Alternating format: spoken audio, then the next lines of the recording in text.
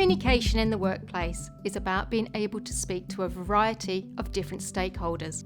They could be your manager, someone who works for you, a client, a supplier, or even one of your colleagues.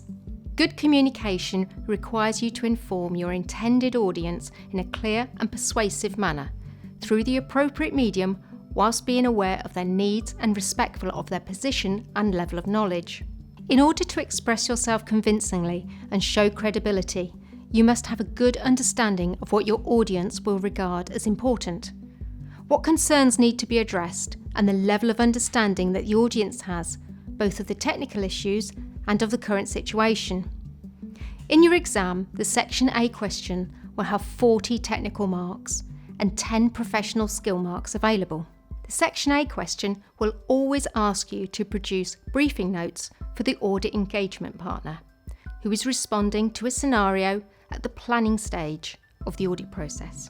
And the communication marks will always be allocated solely to the Section A question, so you should focus on how to prepare for this 50-mark question in order to demonstrate this professional skill. Specific to the AAA exam, the maximum professional marks available for communication are limited to 4 marks. It's because we focus on the importance of using professional skepticism and judgment in the auditing exam, and therefore place emphasis on credit available for this particular professional skill. The first step in structuring your answer is to identify and apply the appropriate presentation format. For AAA, you will need to draw up a suitable format for briefing notes, with a brief introduction of what is being evaluated. In this, you must try to outline what the report will be covering and then move swiftly on to answering the first requirement. In the interest of good communication, the content of the briefing notes should be easy to read. So use appropriate headings and subheadings within your layout to help segment the answers. Your response should look professional. Be clear, and you should do this by making points logically and progressively, avoiding repetition, as well as generally being focused, factual, and concise. Don't provide unnecessary detail in areas that don't need it. It is vital that the content of your response is highly relevant to the specific requirements and adheres to any instructions given. For example, in your exam, there may be a requirement to only refer to certain exhibits when responding to a query, or there may be an instruction to avoid discussion of certain risks from the scenario. Do not ignore these instructions, as there may be a communication mark available for responding correctly.